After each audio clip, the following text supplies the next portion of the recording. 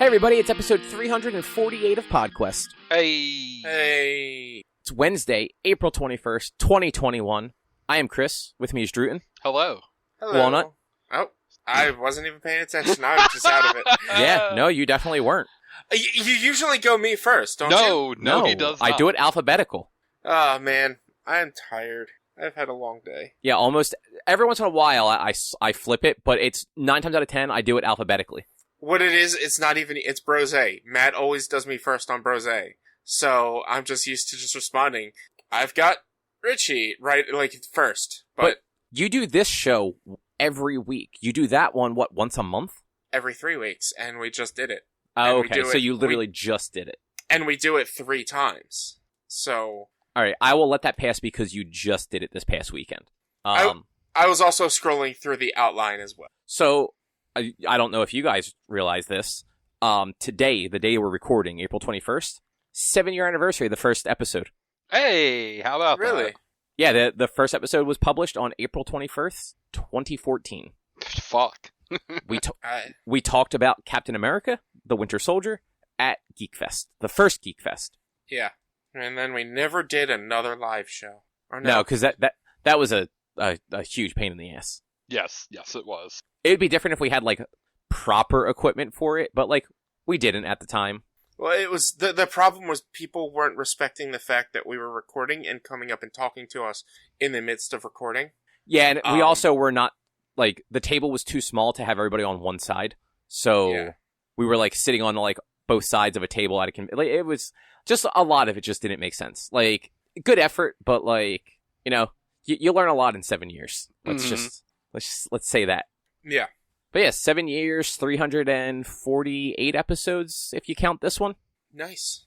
Plus some, like, odds and ends here and there. Yep. You guys have been listening to us almost for a full year. Yeah, Well, actually, I guess there are enough episodes that you could almost listen to one episode a day, every day. That is something. Granted, we do have significantly more of that because of, like if you look at the feed itself, because there's, like, when Drew did Wrestling Report, and we had, like, some interview stuff and things like that. Mm-hmm. But I'm not really sure what the full number is there. I haven't looked in a while. Anyway, though, nobody really cares about that. I totally forgot to put this on the outline, but I'm just gonna get it out of the way real quick. I dipped back into Shadow of the Tomb Raider on PS5. Okay, sorry. That game doesn't run well on the new hardware. Weird. That game doesn't run well. That's your statement. It status that. No, I mean it didn't run poorly on my PS4. Like, not noticeably at least. Mm-hmm. But so it's got, like, the PS4 Pro options, were what it was originally for, where you could, like, set, like, frame rate or performance and stuff like that. If you set it to performance, there is a noticeable lag in everything you do. Mm-hmm. Like, when you move, like, if you're just in the menus, just, like, moving down a menu item, like, there's a noticeable second before it happens, and then you can visibly see the line fill in, like, from left to right. It's really weird. That's something that Monster Hunter does when you're, like, typing in things for, like, going into a different a room or something, like a lobby. There is input lag in the menus. So, like, typing in the code to get into the lobby or the password, it's you hit sideways, you hit left, and then it goes left. It's not you hit left, it goes left. It's you hit left, and then it goes left. Yeah, and that's kind of what this does, but even when you're moving, like when you're out of the menu and moving around, there is a noticeable, like, lag and clunkiness to the way Lara and everyone else is moving. Mm-hmm. And then when you switch it back to frame rate mode, everything moves just like it's supposed to. I don't know that the frame rate's actually anything better than it was on my PS4, but, like, it just straight up doesn't run well in performance mode. And in performance mode, there was also issues with sound, where because there was such a lag in moving, the sound was actually not happening correctly either. Ooh. Like, you would move, like in the menus, for instance, like you'd move to a menu item, it would move, it would highlight, then it would make, like, the little click sound that it does as you move between menu items. Like, it was just all around not good. It plays fine in frame rate mode, though. Like, it is definitely the weakest of that trilogy, though. But I'm kind of close to the end, I think, and, like, it got better. Like, the beginning of it was not good. That's why I kind of fell off of it. But, like, once you're in, like, the jungle and there's more, like, puzzly things to do, it definitely improved. Mm-hmm. But you can tell it wasn't Crystal Dynamics making this one. Like, you can tell somebody else picked the game up from them. Yeah. Kind of like that one Batman game, Arkham Origins, which like was actually a very good game, but you could tell it wasn't Rocksteady that did. Yeah, who? That was WB Montreal, if I Yeah. remember correctly. Right. I almost said Ubisoft Montreal because Montreal, but Yeah, I mean, everybody has a studio in Montreal at this point. Yeah. Mhm.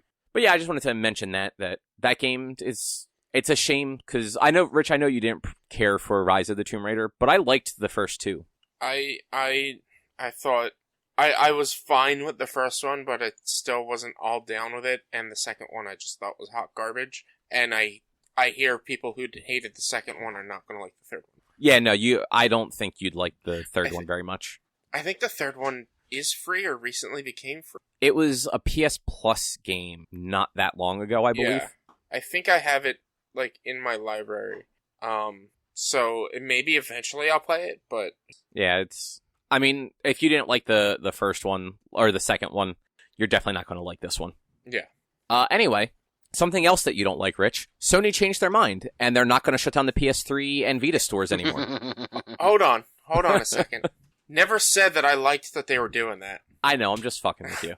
I'm just saying I don't care.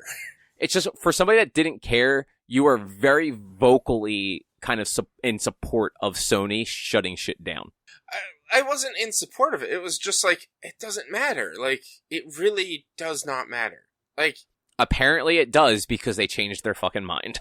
They are still going to shut down the PSP store, though, which honestly makes sense. Like, I don't know that anyone has purchased a PSP game, especially digitally, but like in general, since like year 2 that the PSP was even out, because everyone just got custom firmware and downloaded everything. I honestly forgot the PSP had internet capabilities. Yeah. Like, it was, I played Monster Hunter something on that. And Monster Hunter Freedom Unite. Probably, yeah. And like, I played that. That was my first jump into Monster Hunter. I didn't get it, and that was something that you had to be around people in order to play it. Yeah, it had the ad hoc stuff, like the local network thing to play. Yeah, you couldn't just play over the internet, so I didn't really play a lot of it because I didn't get it back then. Yeah, because I mean, that was like 05, 06, I want to say. Like, it was around longer than that, but that was actually the first Monster Hunter I ever tried too, because at the time when I worked at GameStop, that's what half the store was into that fucking game. Yeah. And I tried it, I'm just like, yeah, no, this is not for me. And 15 years later, I feel the same way. But yeah, so Sony changed their mind about the PS3 and Vita stores, probably because of all the kind of backlash they were getting. A blog post was posted on Monday. It was credited to Jim Ryan. Not sure if he actually wrote it or not. But that's where they announced that it was going to remain in operation for the foreseeable future.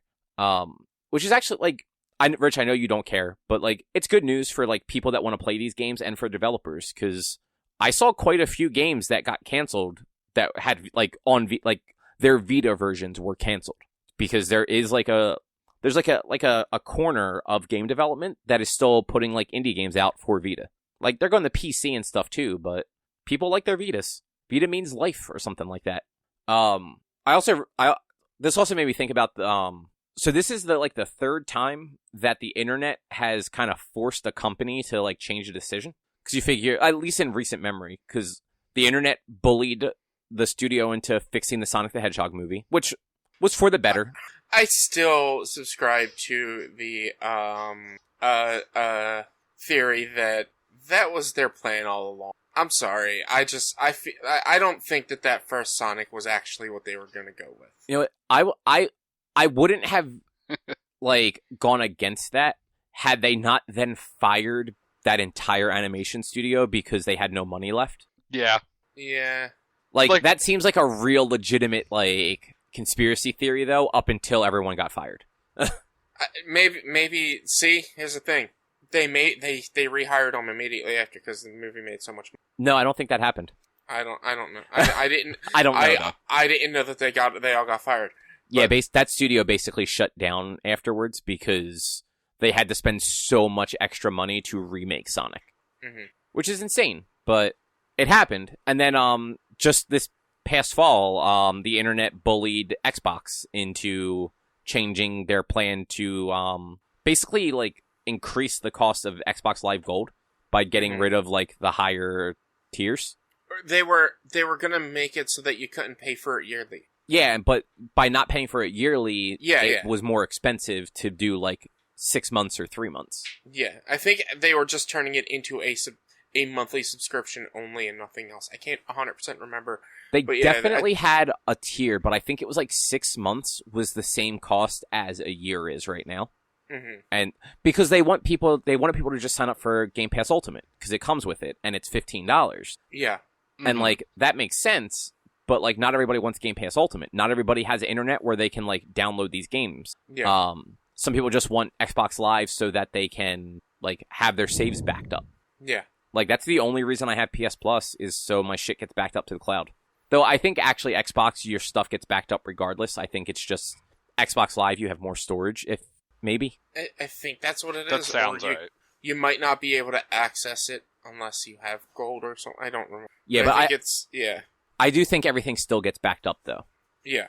And then the only other thing I took from this news is that if this was actually from Jim Ryan, it just once again comes off like PR speak and he really doesn't know what video games are. Because like he keeps saying these things, like he specifically said, glad that we can keep this piece of our history alive, but then every other thing he does goes right against wanting to keep any part of PlayStation history alive. Mm-hmm. Like, he does not care about anything that predates him. Yeah. But yeah, so PS3 and Vita will still be available. I'm actually kind of surprised that they kept the PS3 store around too. Like, I feel like that one probably could have gone. But the Vita is significantly younger than both of them. So like keeping that around just didn't seem like that big of a deal. Yeah. So did either of you, well, actually Rich, you watched the Resident Evil showcase, didn't you? Yes, I did. I watched it the day after it aired because it aired on a Thursday, or no, it aired at some point and I couldn't watch it when it did air. So I think it did air on a Thursday. Yeah, like it aired like at like 5 or 6 on Thursday, and I was just like, I'll watch it during work tomorrow. It's easier that way. Do you want to run through this stuff then? Because I didn't watch it. I just read like a recap and wrote the stuff down. Yeah, I mean, as long as you have everything written down, I can. I wrote down everything. I don't think it's not in the. I don't think it's in the order that it was shown. That's fine. We'll just go through anything interesting that I remember. I didn't take notes, but I do remember a good portion of it, good amount of it. And this was actually, so yeah, they had the showcase. It was Thursday last week, and it was just to talk about the future of Resident Evil, as this is apparently the 25th anniversary of Resident Evil, which I believe it's the 25th anniversary. I think that's what they said. That sounds right, because I think the first game was 96. Yeah. So that was I think that was one of the bigger reasons why they had this showcase. But it was also to show what's to come with Resident Evil 8, and what's coming out in the future, Resident Evil-wise. And one of the things that they showed was the Netflix series, Resident Evil Infinite Darkness. It takes place 2 years after Resident Evil 4, and they had a trailer for it. It stars Leon and Claire, and the President of the United States. So you finally get to meet, what's her name's dad? Oh, right, because it is it's Ashley Graham, and her dad was President Graham. Yeah, that show takes place in 2002. That's how mind-blowing Resident Evil is. Is like that show takes place only in 2002. I forget that Resident Evil 1, 2, and 3 were all in 96. Because they're all about a month and a half from each other. Yeah, and I think Resident Evil 4 was around that same time. Like I think Resident Evil 4 is either right before or right after where the show is supposed to take place. It's 2 years after Resident Evil 4. Okay. But it's kind of the opposite of the Metal Gear Solid 1 through 2 skip 3 and 4. Mm-hmm. Because I think Metal Gear Solid 1 is supposed to be in 2000 and something. And then Metal Gear Solid 2 is 2008. And then 4 is 2012 or something like that. Mm-hmm. They were all based 4 or 5 years later than they actually released. Yeah. But the show looks great. Comes out in July, which I'm excited for. Check out the trailer. Seriously, it looked really cool. Another thing they showed, which I'm actually pretty happy about, because this gives Resident Evil 8 a little bit more replayability or replay value, they're putting Resident Evil Mercenaries in 8. So Mercenaries was their like arcade mode that they basically had since Resident Evil 4. Or I guess you wrote 3. I've never played the original 3, so I didn't know. But it was in Resident Evil 4. And it's a stupid like arcade time trial score mode where you have objectives and you have to do it as fast as possible, not die, not get hurt, get the better kills to get the better score. It's stupid, but it's fun. Okay. Yeah. Yeah, because it definitely was. It was Resident Evil 3 through 6, so it hasn't been in one since RE6. Yeah, which makes sense because RE7 didn't really have a way to do a Mercenaries mode, and it didn't have any of the main cast in it until the very, very, very end. Yeah, and even then, like, it was such a different type of game that it just. I'm actually surprised they didn't have versions of it with Remake 2 and 3. Well, they tried other things with Remake 2 and 3. Like, they had online things that they tried that, like, were, like, conceptually had promise, but execution was bad and didn't work. One of them you got when you bought Resident Evil 3. I can't remember what it was called. I vaguely remember that now that you say it. Yeah. But, like, Mercenaries was so big that, like, for the DS, they had its own just Resident Evil Mercenary. Like, there was a Mercenaries game where it's just all it was this arcade mode Mercenaries. I never played it, but I do remember seeing it. Yeah, I do remember that. Yeah. They also announced Resident Evil 4 is getting another remake, except this time it's for VR. And it's not even really a remake, right? Like, it's just kind of getting ported to VR? I don't know, because I don't know how you can play that game in VR, like, first person. Well, I guess... It might not be first person. It was first person. Yeah, it's first person. Oh, was it? Okay. Yeah, so it looks like it's, like, getting some sort of potential remake for VR, where you're just, like, it's gonna be how, like, Half-Life Alyx is and stuff, where you just point to, or walk to different points or whatever. I really don't know. I didn't look too much into it because I'm never going to have any way to play it because it's coming for the Oculus. Well, the Oculus Quest 2, which is the one that you could technically play. Is that? Oh, because you don't need anything for the Oculus, right? Yep. Yeah. You can just get that and put it on your head and play games. When they said we here at Facebook, I just signed off. Yeah, and actually, there's going to be more information about that revealed tonight at a, actually, it's happening right now. Oculus Game Showcase started at 6, so like a half hour ago. Mm-hmm. But none of us are exactly big Oculus fans, so I didn't see a point in waiting or anything to record. Mm-hmm. You left something out of here, or at least it's not in here the way I see it. Or the way they talked about it. There's like an online Resident Evil thing that's coming free with Resident Evil 8. I must have missed that. It's active in beta. I can't remember what it's called. It's like Resident Evil RE something. It's like Resident Evil RE verse or something like that, or I can't remember. My phone should have it because I searched for it on my phone. No, it's not saved on. But there is a Resident Evil like online thing coming free with Resident Evil 8. Then, okay. But they started with like Resident Evil 8 stuff, and there's 2 demos that are coming out or were out or will be out. It's very weird how they're doing it.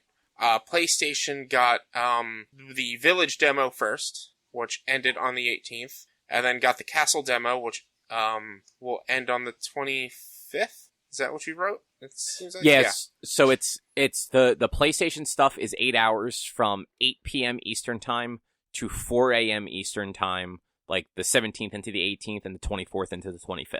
Yeah. But you only get to play for 30 minutes. So like in those 8 hours, you have 30 minutes. You can't replay it after you play those 30 minutes. Like that's it.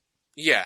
And then everyone, including the PlayStation, will be getting the demos again in May 1st. Yeah, for 24 hours this time. For 24 hours, but again, you can only play for up to an hour. It's 2 segments, a half hour. It's weird, but I guess they don't want people to like dive too deep into it, find too much, or I don't. It's a weird way to do it. Exclusivity on demos is interesting. Yeah, it was probably cheaper that way. Like Sony was able to pay the money to get their demo to get early access to the demo. We talked about this a little bit on like chat, but you know, they get the demo early, which means, and because demos push you to pre-order when you're done, they're hoping that people will then pre-order it without waiting for like the next demo or going over to the Xbox or something like that. Yeah. And it's probably cheaper than paying Capcom for some sort of console exclusive window. Yeah. At least that's what I'm assuming. You did skip the one thing. The tall vampire lady, whose name I don't know how to pronounce, is going to be like Mr. X. I was gonna get there. I was getting there. Okay.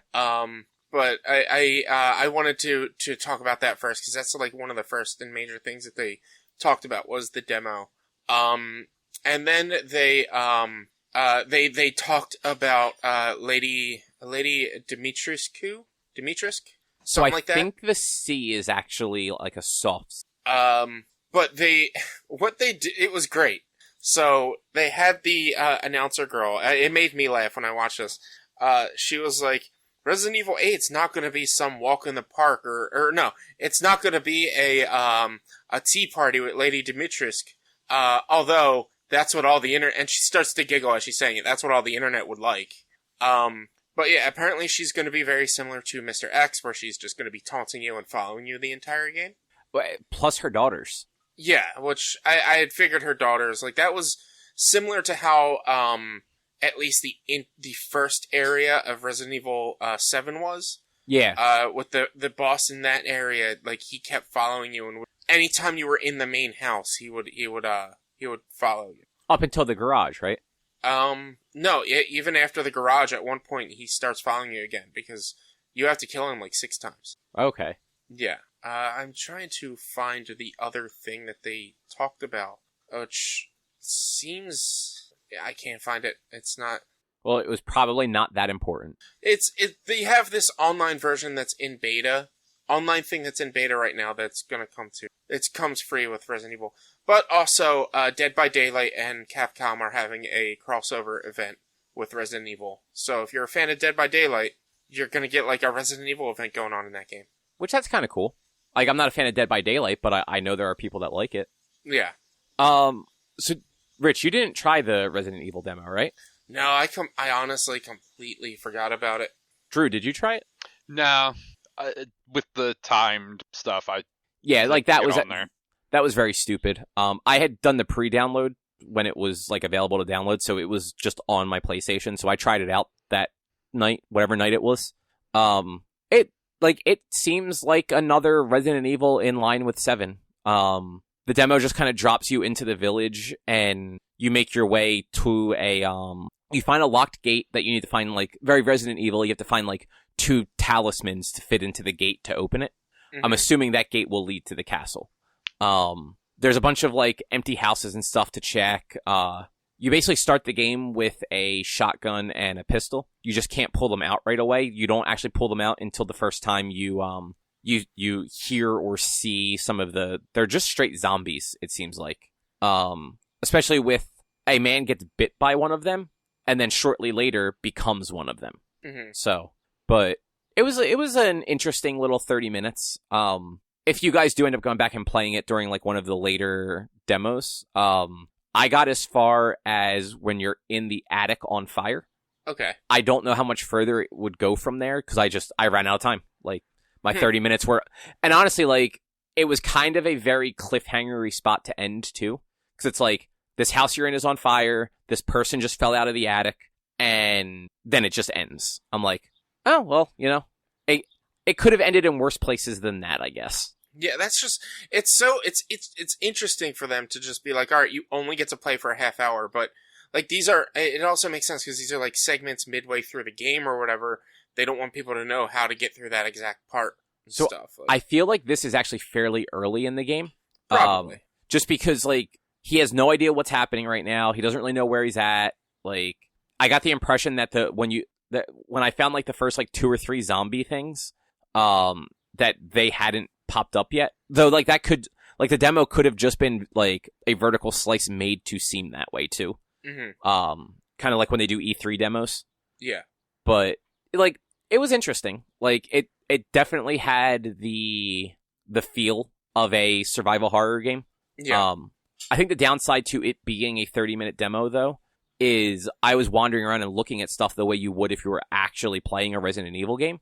Mm-hmm. And that definitely ate up like several minutes of time. Yeah, I wouldn't get anywhere in that demo if I only had a half hour. Like, I'd barely be able to get past the first area. Because I check every corner, Like, I tend to double, well, not double, but at least add about an hour to 2 in playtime in Resident Evil. Because you check everything and you go slow.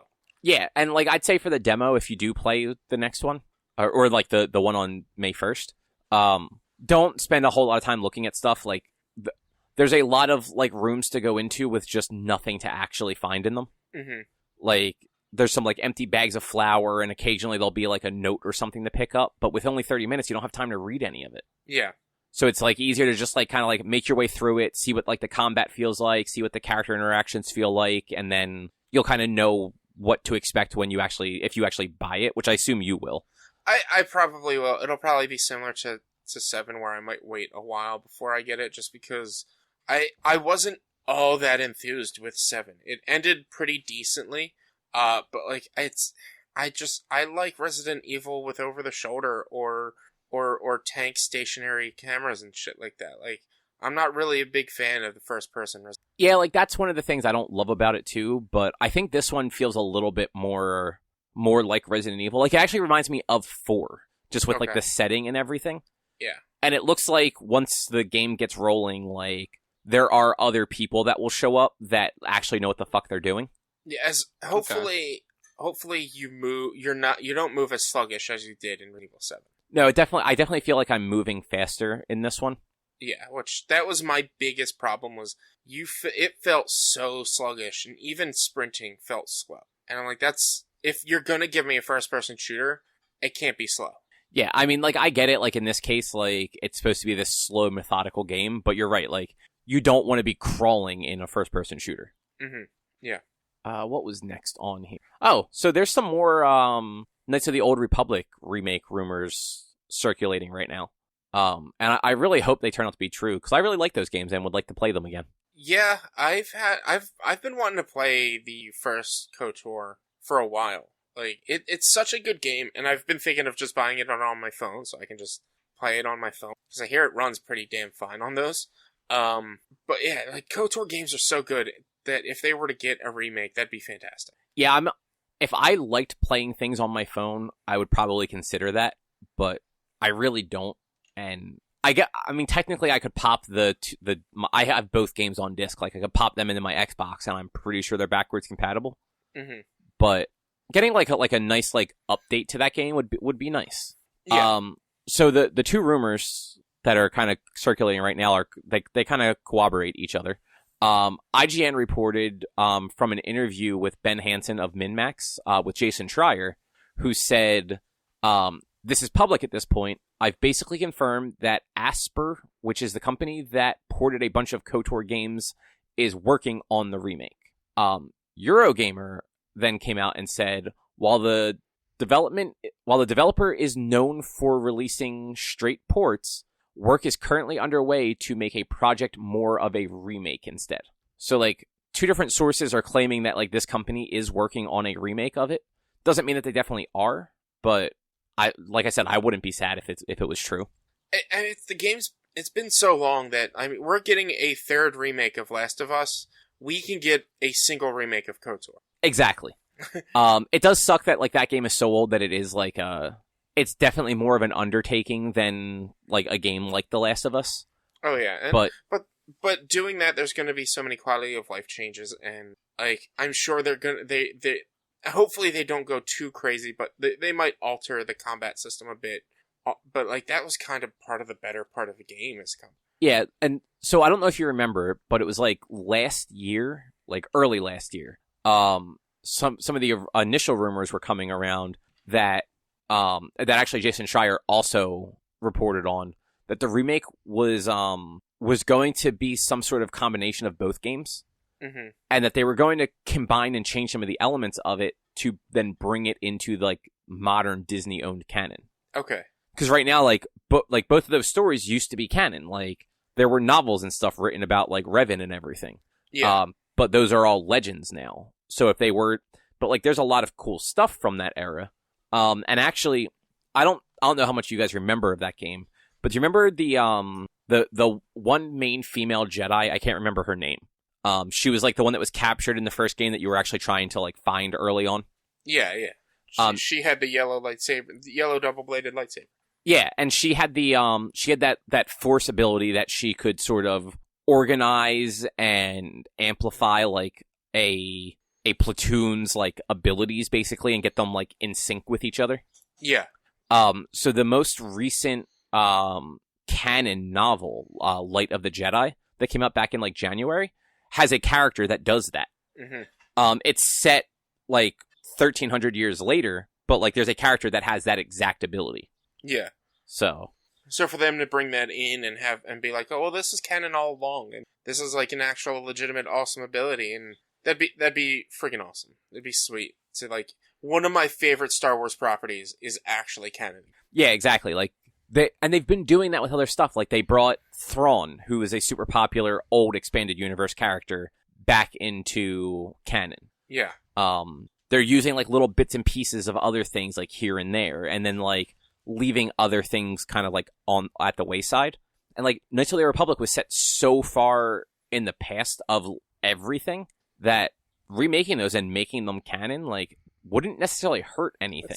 That's what I've been saying about the movies. Like, give me an Old Republic movie. Give me give me a Knights of the Old Republic movie. How fantastic would that be? Because the best part of that game is that freaking story and that plot twist at the end, and give me that, because that's great.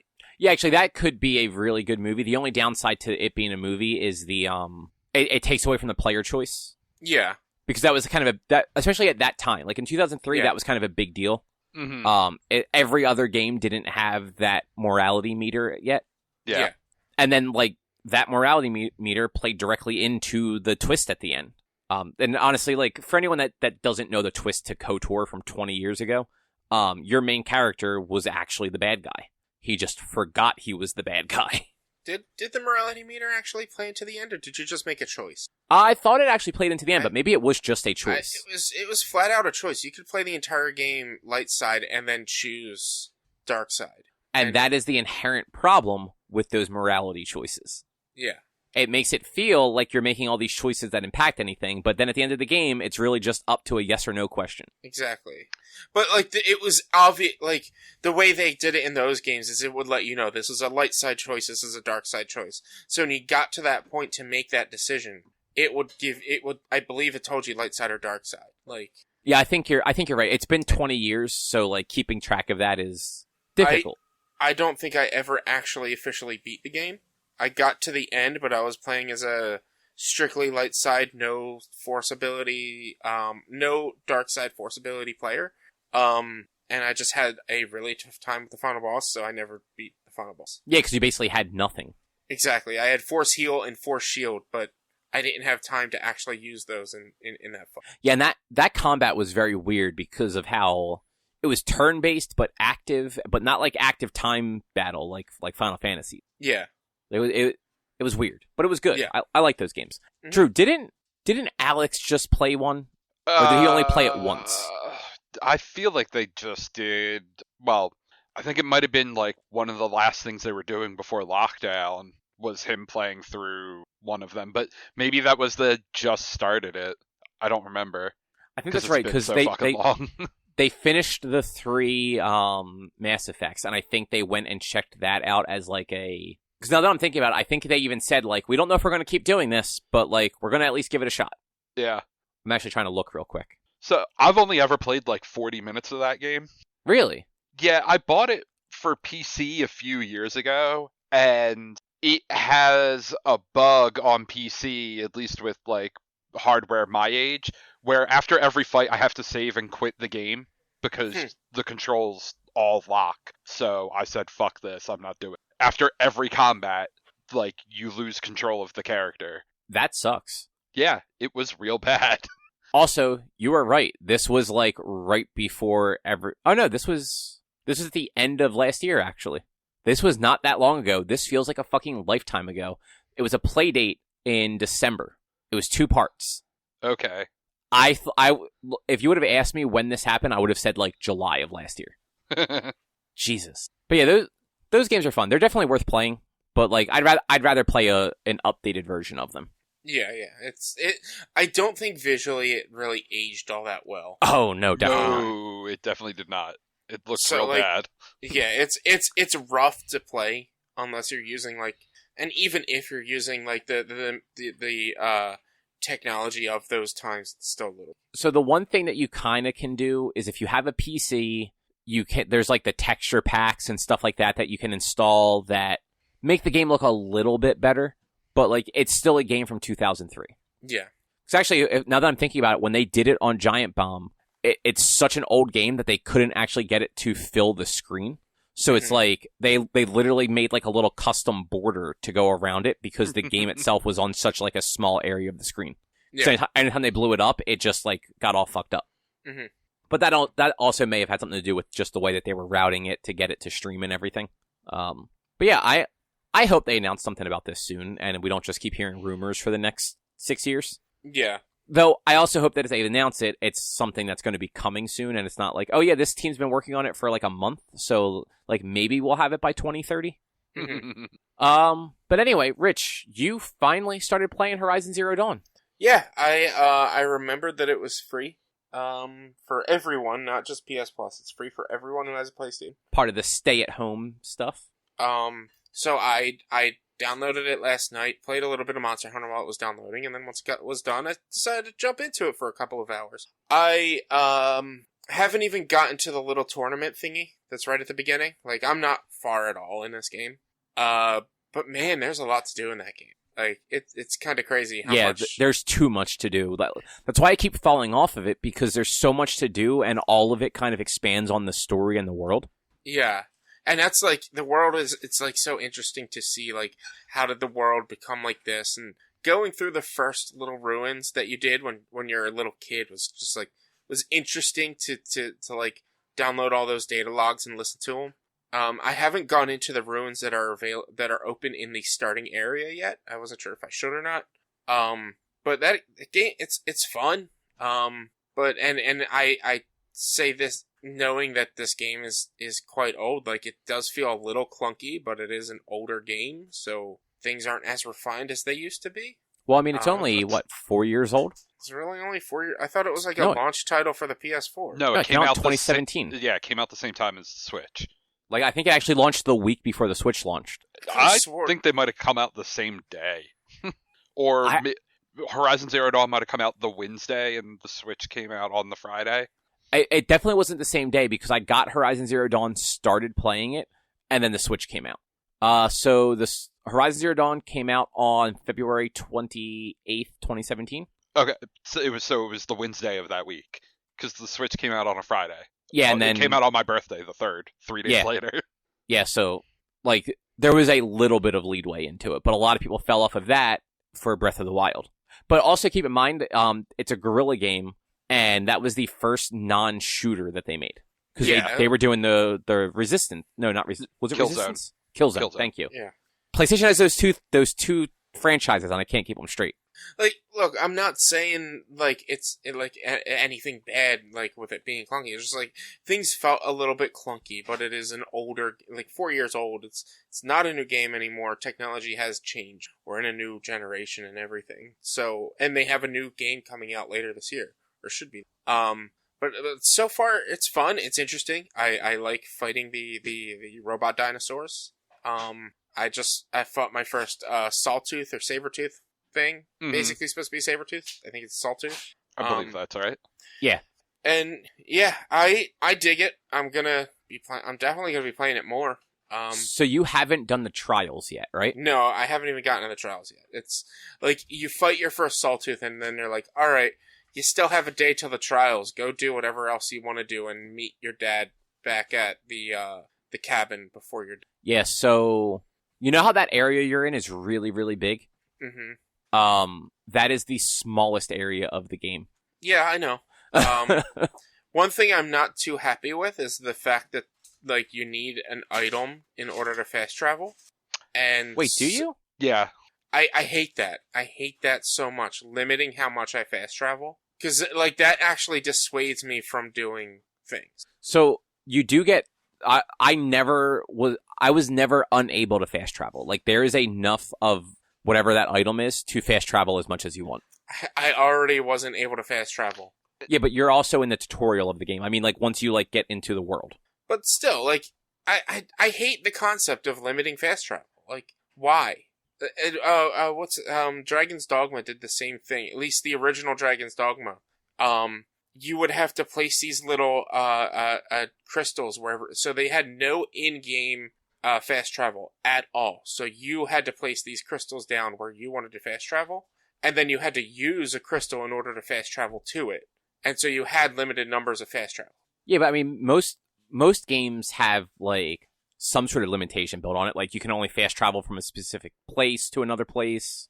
That's fine. Like, I don't mind where, like, I can only... Like, I don't mind if I have to go to, say we're playing, Spider-Man, and in order for me to fast travel, I had to go to a subway station in order to fast travel to a different one. I wouldn't hate that as much, because that's still less time that I'm traveling doing nothing. But this, where it's like, you have to have an item in order to fast travel, but you can fast travel for anywhere, I'm like, that prevents me from wanting to fast travel.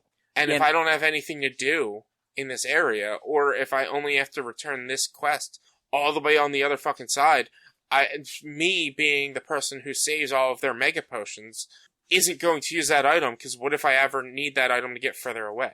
It becomes such a non-factor that I don't even remember. Like, until you said it, I didn't remember that was a thing, but it's definitely a thing that you need an item. But like I said, like, I'm 99% sure you can craft them, and every vendor, like, there's always someone to buy them from, and they're not Yeah, that's why I said you always have them. And frankly, the game actually, especially for the way you play, where you do fucking everything on the map, that game is actually laid out in a pretty good way where you can kind of go from objective to objective, while only kind of straying off the path, like, a little bit, to the point where, like, you never really need to fast travel. Or, like, you never feel the need to fast travel, I should say, because, like, when you look at the map, you're just like, oh, like, the next thing is just over this ridge. Like, I can just run to that real quick. Like, the first mission that I wanted to fast travel was, like, the first side quest you get, where you have to go fight one of the wreckers or whatever that has the spear stuck in it, because it was the girl's mom's spear. It's like the dad asks you to go find the girl, you find the girl, and she's like, you gotta go find my mom's spear. And it's like, you're 500 meters or feet or whatever it is, or you're pretty damn far away. Like, it took a minute or two to run back to where it was, where they were.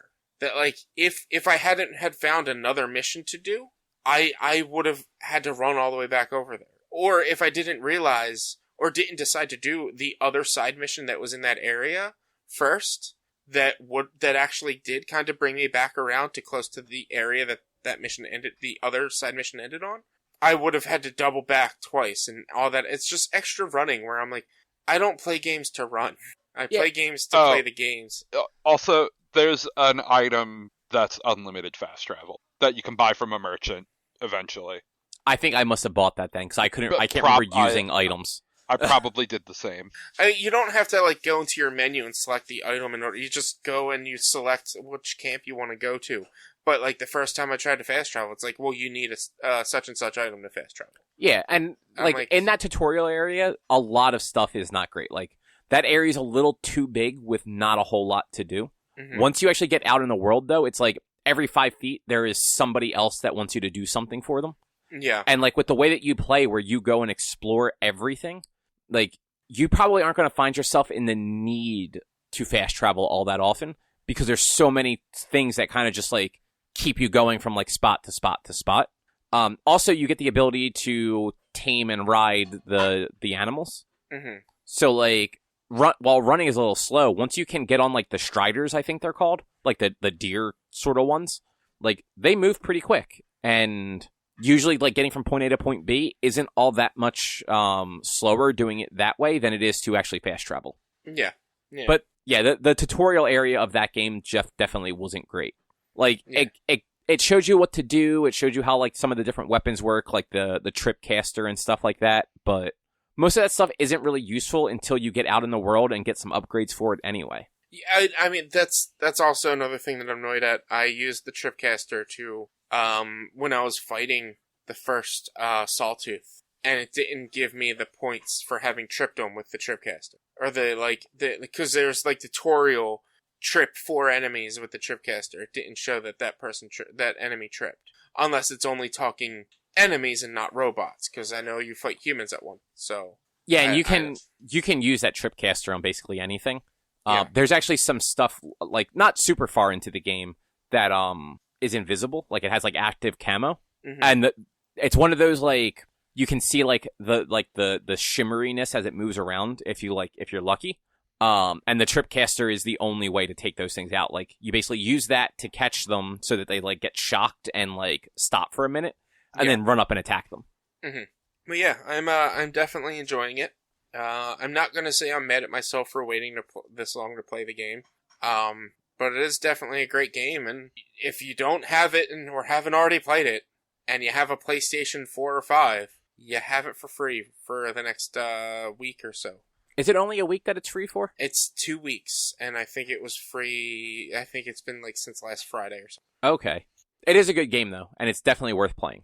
I agree with that. It looks really nice. Like, it's a really good looking game. Yeah, even being like 4-ish years old at this point, like, it still looks really good. Yeah, it does. It definitely does. And like, I think you're gonna like it more once you do get out of that tutorial area, because that part of the game, like, that was definitely a slog. And luckily it wasn't super long. No. And I lied. It's free until the 14th. You've got time. Okay, so I thought it was longer, but then I started second guessing myself when you said that. I thought maybe it was just the other games that were longer. It wasn't up on the PlayStation for free until recently. Yeah, it didn't go up with everything else. Yeah, it went up sometime this month within the past week, whereas everything else went up on March 1st. Oh wow, was it really March 1st when all that stuff went up? Jesus. And you have until 8 o'clock tomorrow or today, Pacific time, when you're listening to the show, the 22nd to download everything else. Yeah, I did grab everything. Yeah. Like the week that they were all out. It just doesn't feel like it was over a month ago already. I don't think I did grab everything, but I think everything I might have, or most things I might have already had, because they were free PS Plus games. Yeah, like I only grabbed the stuff that I didn't have yet. Like I didn't have like Rez or something like that. Mm-hmm. And I didn't have any of the VR stuff. Yeah.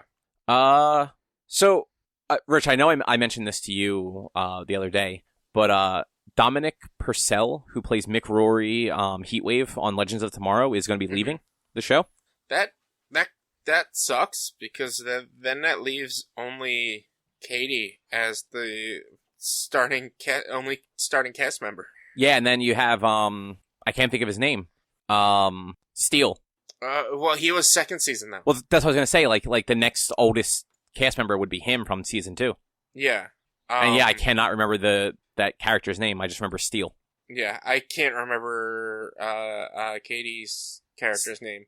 She's Sarah Lance. Sarah, yeah, that's it.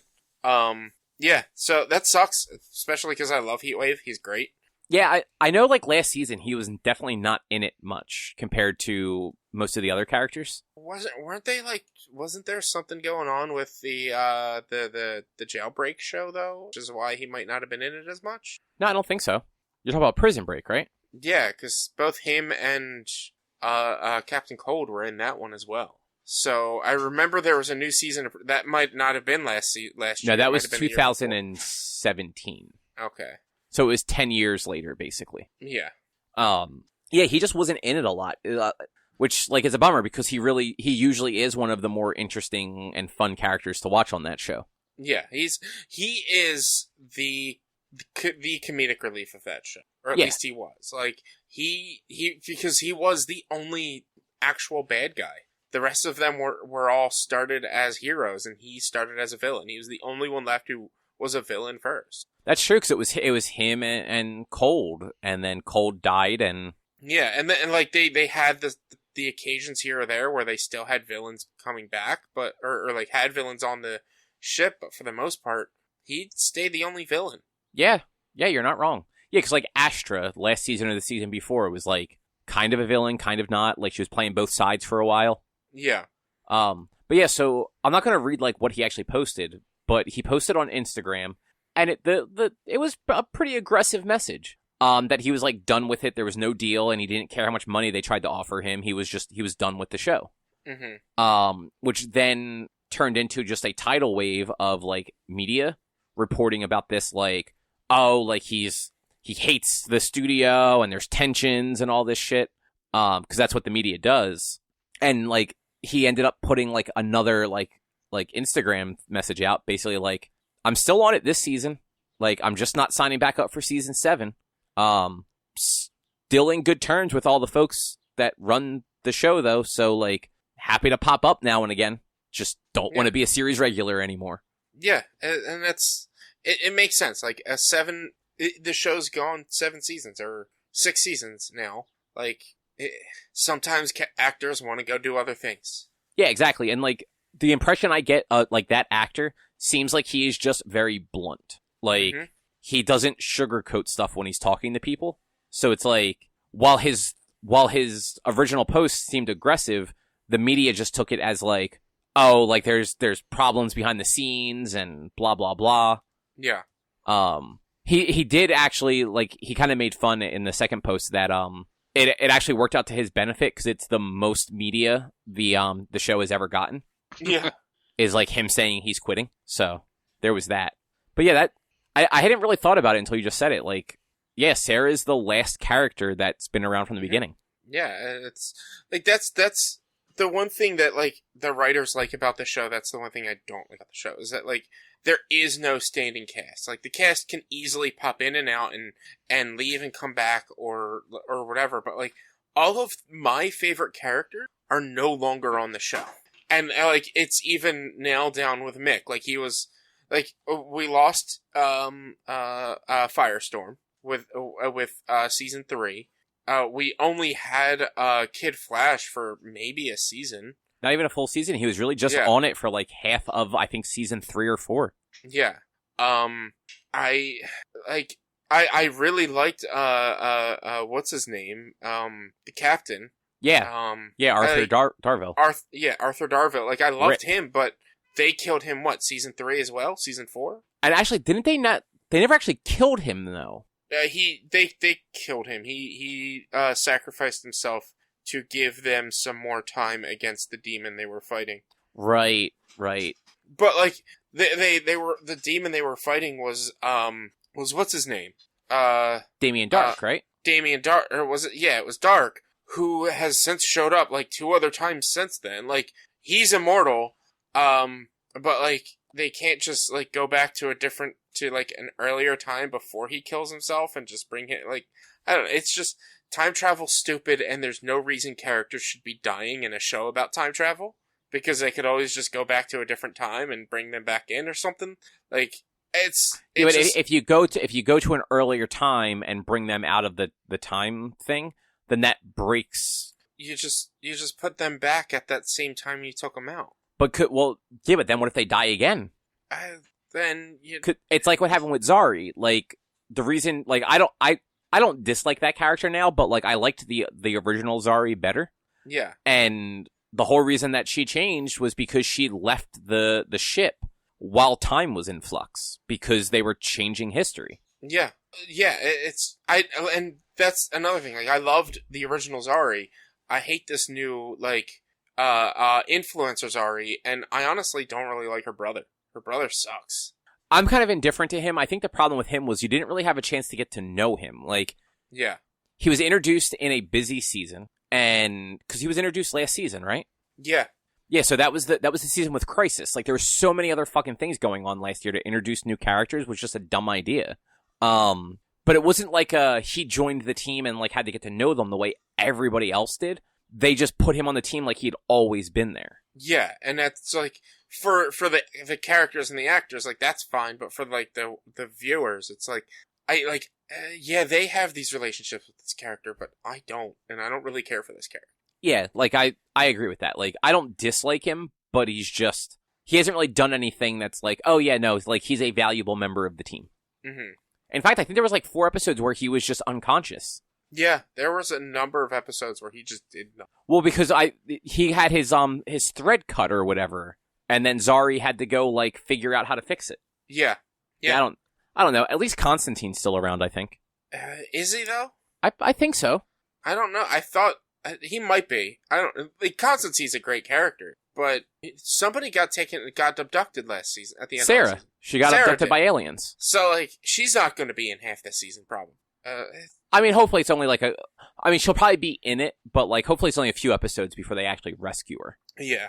But yeah, it sucks that Dominic Purcell's leaving, but if they're not going to pay him, or if he just doesn't want to do it anymore. Yeah, I get the impression he just doesn't want to do it anymore. Like, he's happy to return for like a guest spot if they don't just kill him, but he just doesn't want to he probably wants to take some time off, because I think he's like Australian, so like, maybe he wants to go to Australia and like see his family or something for a while, instead of living in Vancouver 9 months out of the year.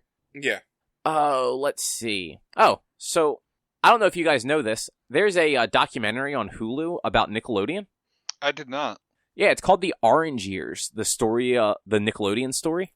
I have seen that. I haven't watched it, but I've seen that on Hulu. There's a bunch of stuff on Hulu I want to watch. Yeah, it's from a couple of years ago, so it's not like brand new. But it's basically about like Nickelodeon from like 78 through, let's say, 98, 2000-ish. So like it goes through like the whole history, like which I didn't know this. It used to be a different station, like when cable first started, that was actually interactive. Like, there was this thing called Cube, I believe, that like on the remote control you could press a button and it would actually like cast a vote for things. Huh. Yeah, it was really weird. Like, they had like some sort of like precursor to American Idol, basically, but like for kids, where like you could actually like vote 1 for yes or 2 for no if you liked or didn't like the act that was on there, and it would just like immediately tally things up. Which I thought, like, actually, like, for like the 70s, that's actually kind of cool. Yeah. But like then it went into like how they eventually became like the Nickelodeon they are now, and they couldn't get shows, so like they had to kind of like go out on a limb to find things. That's how they ended up with like, you can't say that on television, or you can't do that on television, or is it you can't say that on television? No, you can't do that. Yeah, because I know you get slimed if you say I don't know. That's why I always get the name kind of. It's you can't do that on television. Okay. Yeah, that's because that's a Canadian show. And I also didn't realize that show was on for like 11 years. Like, that show had a long run. But they went through, some of the early cartoons into the Nicktoons, all of like the early, like the Double Dares and stuff like that, and how that show started as a very different thing than it used to be. Apparently, the very first episode they did, like the first official one with Mark Summers hosting, they forgot to put the flag in the first obstacle on the obstacle course. Nice. Yeah. So that's a thing. But yeah, they showed like when they opened up Nickelodeon Studios and Universal Studios Florida. A lot of cast members from different stuff, like Mark Summers was there, Keenan and Kel, bunch of people from all that actually were on there. They had Coolio. Okay. So apparently, like, and I'm sure somebody told him to say this, but Coolio said that he thinks the Keenan and Kel intro may be one of the most important songs he's ever done, because it helped introduce a different generation to his music. But it was a pretty cool thing, because it was a mixture of like the actors and like people that were actually on screen talking about the shows, or like the animation creator people, like people that created like Doug or Rugrats or any of those things, mixed in with some of like the executives, like the people that were actually running Nickelodeon at this time. And it's definitely, if you grew up in the 80s or 90s, it's definitely worth watching. It's like 2 hours, so it's not super long or anything. And it covers a lot of history. Nice. Yeah, like, it was a lot of shows that, like, I remember all the shows. Like they talked about, like, Hey Dude and Salute Your Shorts and stuff like that. But, like, it had me, like, looking those shows up and, like, not realizing just how long they weren't really on for. I hated Hey Dude. Really? Hated it, yeah. I thought the theme song was stupid, and I just thought the show was dumb. I also hated Pete and Pete. Pete and Pete's definitely a weird show. Like, you definitely, like, I feel like you might have been too young for Pete and Pete. Probably. I loved Salute Your Shorts, though. The theme song for Salute Your Shorts was the best. And so I loved it. Especially the man with the toilet plunger. Yeah. Oh, yeah, with Zeke the plumber. That's it, yeah. Yeah. Yeah, I didn't dislike Hey Dude. I'm surprised they didn't talk about Welcome Freshman, because that was another like live action show from then. But they also had like Clarissa Explains It All. Like they were talking about like with Melissa Joan Hart a bunch. Secret World of Alex Mack. Pete. They did talk about Pete and Pete. They had both Pete's on. I forgot how weird Artie, the strongest man in the world, was until until they were actually like talking about him.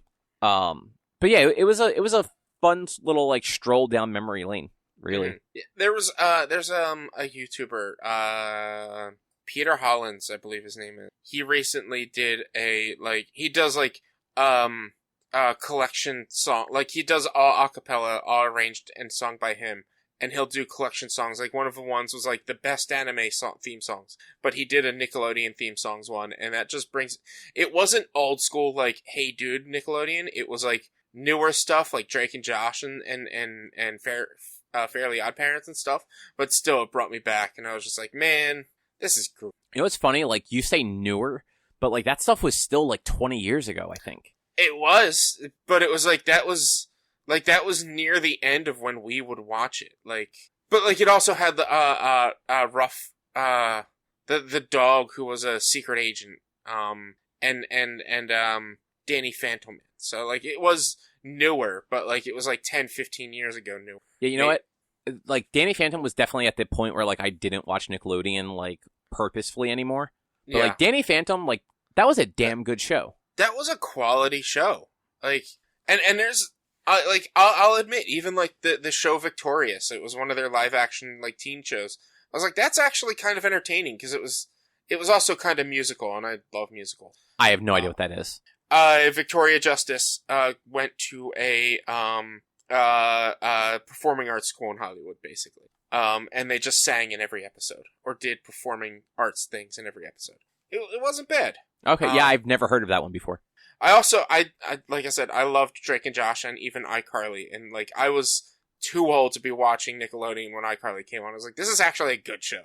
Yeah, both of those shows were well after I stopped watching it. Yeah. But yeah, like Nickelodeon did always have like quality content for like the generation that should have been watching them. Mm-hmm. Well, like they did good at making the content good for like both the older generation and younger generation. Like it was entertaining. It's entertaining for someone of our age to watch because our kids are watching it or younger kids are watching it. Yeah, then you had stuff like Ren and Stimpy, which was inappropriate for every age group. I mean, that's why Ren and Stimpy was only on that channel for like 2 years or something like that. I don't know how long. It was one of the original Nicktoons, though. But wasn't it like very highly censored back then? I mean, no more than anything else. In fact, they got away with a lot more than they probably would today on that show. Mm-hmm. Yeah. One of the things they actually pointed out in that is there was a scene where like I forget if it was Ren or Stimpy trying to console the other one, but they basically go, "It's all right, cheer up. I'll let you string the dingleberry garland for the tree." And like one of the executives that worked on the show was just like, "I didn't know what a dingleberry was at the time." Yeah, I mean, I don't think that's that bad though. The dingleberry garland, like no, but like for like a children's show, like talking about shit stuck to somebody's ass is kind of a thing. Yeah, true. Because especially like it was like it aired on Sunday mornings. Like Sunday mornings were the block of Nicktoons at the time. I don't remember that airing on mornings. No, it did. So that's the thing. Like I didn't remember it either, but it was also 92, so we were all very young. I mean, I distinctly remember that airing at night.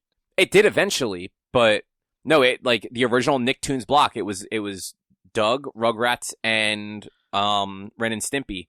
And it started like 10 a.m. Sunday mornings. Huh. Yeah. I mean, honestly, that may have only lasted a year.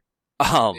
Because like Doug was a weird one where like it was really only on Nickelodeon for like 2 years, but they repeated it for a decade. And then it went to it had like no episodes for like more than a year, and then it went to ABC and was Disney's Doug for like 2 seasons. And then it got Doug's first and only movie. Yeah. But I think Rugrats was really the only one of the like original Nicktoons that sort of like went for a while. But even that one, like it had some weird gaps in it where like there weren't new episodes for like multiple years, and all of a sudden it's like, hey, we have a bunch of new Rugrats. Well, like seasons would last like 60, 70 episodes, but like that's each half of an episode was considered an episode. So, like, they would have, like, 30 hours to fill per season, and then be like, alright, we're good because kids are stupid, so, like, they'll rewatch the same shit every day. Yeah, I mean, pretty much. And, like, I remember watching those same shows over and over again. Mm-hmm. But, yeah, the Orange Years, as it's called. They also go into it, they explain how they came up with the logo, too, which I thought was actually kind of interesting. The logo used to be different. It used to be multicolored letters on, like, a silver, like, sphere. And it was just, it was bad. And it had, like, a bad theme song behind it and everything. And then, like, they sat down and, like, figured out the logo, and they picked, this, like, very specific orange. And they picked it basically because it was this bright, obnoxious orange that didn't go with anything. So, like, you could put it on anything, and it would just look awkward and stand out. It would just pop, yeah. Yeah. Like, and it's not even, like, pop, like, in a good way. Like, it literally looked out of place on, like, everything they did with it. Yeah. But, like, it was also very childish, because it was, like, all squiggly and blob-like, and all that fun stuff. Mm-hmm. But actually, we went very quick tonight. Rich, did you want to talk about Monster Hunter at all? I left it off of here, because I thought this would take us longer to get through. I mean, I can talk about it a little bit. It's not really going to be of interest to you guys, but I've been playing a little bit more Monster Hunter, and I made a new set. I've been trying my hand with bows because I've never really done them. I'm trying new weapons. Every game I try new weapons, so I'm not always using the same ones over and over. Is every game the same weapons? Like the same like class of weapons, I should say? There hasn't been a new weapon since Monster Hunter 4, probably. I think the Insect Glaive was first introduced in Monster Hunter 4. So since then, we haven't had new weapons, at least. But it's like there's 14 weapons, and I've never used all of them. In Monster Hunter World, I have weapons that I have 0 kills on. Like, there's tons of different weapons and variations out there. But, like, when you find something you like and it works for you, you kind of stick with it. Yeah, you're not wrong. So I've been practicing with the bow and just grinding out until the new content gets released in probably hopefully next week. They say the end of April, so hopefully they announce what it is soon. Because there's nothing really to do right now. It sucks. Like the best way to get talismans, or charms, is to grind the final boss, and the final boss sucks. Just really is not a fun fight. I've seen people, like, best completion time right now is 4 minutes, and that's a long time for a Monster Hunter boss. For a speedrun, 4 minutes. But it's not a fun fight, it's boring, it's just overly dramatic, and, like, I don't like the final boss, and no one does. So it's either run the final boss fight or run the rampages, which, again, poor execution. Great concept, but just, like, not a great execution. So they're not always really that fun to play. Then I'm just, like, sitting here, I was grinding, killing Rathians, because I need one of their rare items. And I've killed, probably, I mean, it's not a lot, like 10, and I haven't gotten the rare item yet. So it sucks. It's just the Monster Hunter grind, and it's making me miss the Monster Hunter World, loot system. In that one, you, as you completed missions and, like, uncovered tracks and things like that of the monsters, you would unlock just random tiered missions for the monster. So, like, say I ran and I found the footprints of a Rathian. I could then, afterwards, I would have unlocked a quest that has, like, a Rathian and 2 other random monsters in it. And the rewards could be from 3 to 6 rewards additional on top of whatever you get for completing the fight. And those rewards could be gold tier, silver tier, or bronze tier. So, like, the gold tier, obviously, you're more likely to get the rare items, and the silver and the bronze are not as rare, and stuff like that. Like, this game, they don't have that. It's just, you're running the same quest right now, over and over. And there's no variation. So I'm constantly fighting the Rathian in the forest with the same 2 monsters 10 times now, trying to get just this one item that's very hard to get.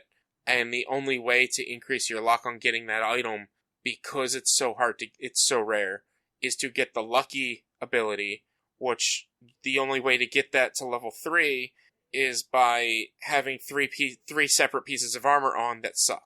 So it's not worth it. It probably won't change your luck that much. Well, that's kind of a bummer.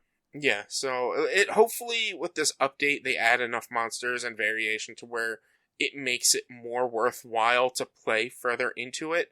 And I'm not just playing for another 2 days and then not playing again for 3 months until the next content update released. Or like that's how it is. Like, there's a lot of people who have already sunk 100, 200 hours into the game, but then there's also a lot of people who are just like, there's no content for me. There's no reason for me to play right now. There's people out there like, I have my set, I'm not going to use anything else, and there's nothing to fight, so what's the point of playing? There's also a bug with the talismans that some people are experiencing where you get the same rotation of like 4 to 8 talismans every time you run the melding to get them.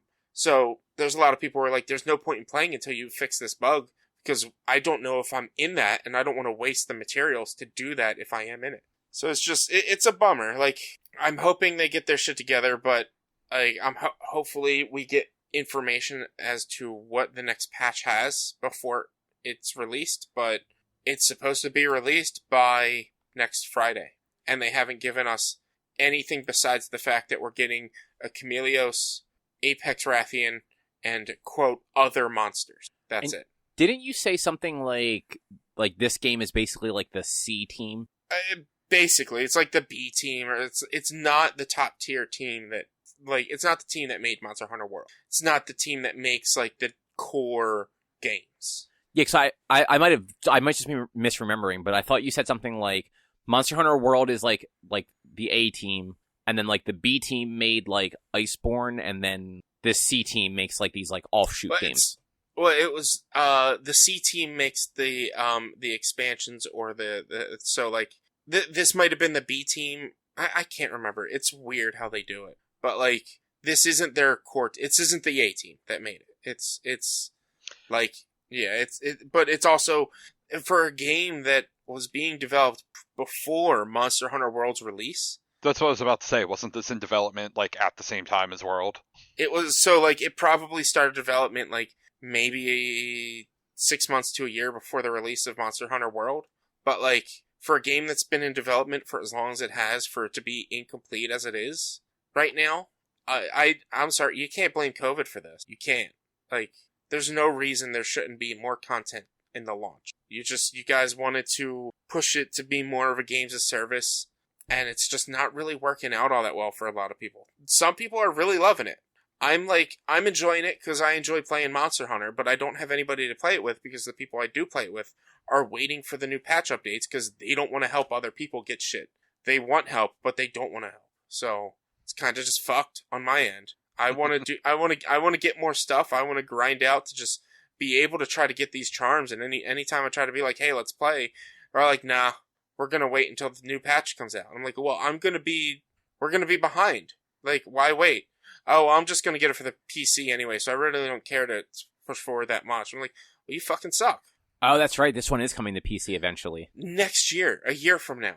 Like, it's not come to PC in like a month or two. Like, it's like a year from now, I believe. If you're gonna buy it on PC, why did they bother buying it for the Switch? Like, that's a waste of money. They have money to spend, apparently. I have money to spend too. I don't waste it like that. No, I'm the same. The only reason I now have Stardew Valley on my PC is because it was on sale for like $2. Otherwise, I never would have bought it on the PC. Like, I don't buy games multiple times unless it's like on a really, really good sale. Like, I own City Skylines on the PC because it was free on Epic Game Store. But like, I play it more on the PS5 and PS4. Like, I don't understand the idea of buying a game with the intention of playing it, but not really wanting to grind out because this is a grindy game, but not really wanting to do that because you're definitely going to get it on PC. But yeah, that doesn't make any sense. Like, just wait for it to come out. I don't want spoilers. What the fuck spoilers are you going to get? Like, it's a Monster Hunter game. You fight monsters. Like, who cares? Like, the story in this one is absolute dog shit. Like, who cares? You go, you fight monsters. That's it. There's no spoilers in Monster Hunter. I mean, yeah, I can't even think of a spoiler for Monster Hunter. I was going to try, but the reasoning of not wanting to be spoiled is fine, except when it's a game that has no fucking story. Like, yeah, like Monster Hunter World had the most story a Monster Hunter game had ever had. And, like, we have said in our group chat numerous times, because somebody tried playing Monster Hunter 4 and didn't like it because the story was bad. We're like, well, you don't play it for the story. There's not a story-based game. Just skip through all that shit. I don't read half of the text that comes up in the game.